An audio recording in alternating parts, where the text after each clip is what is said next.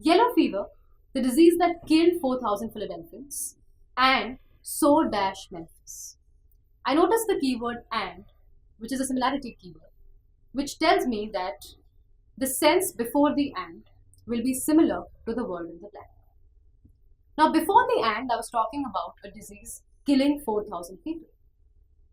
So in the blank also, I will look for a word which indicates that I want to kill 4,000 people or that the disease killed 4,000.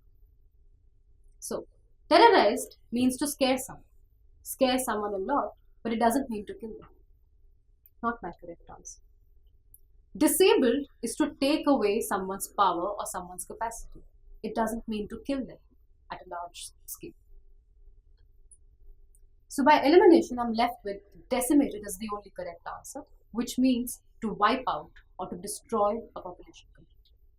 Fits the sense I'm looking for. Now I move on to the second blank. For the second blank, my sentence reads, has reappeared after nearly 2 decades in dash in the Western Hemisphere. So this disease was not active for 2 decades and has come back now. So I'm looking for a word which indicates not active, not in action, right? And I got that from the keyword reappeared. Let's take a look at the choices.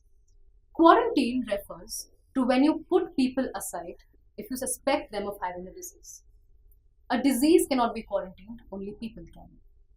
So incorrect. Now, if yellow fever was secret, it would still have been active, right?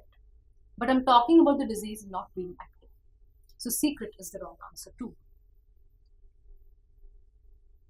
Even if I don't know the meaning of abeyance, I can be confident that abeyance, F, is the correct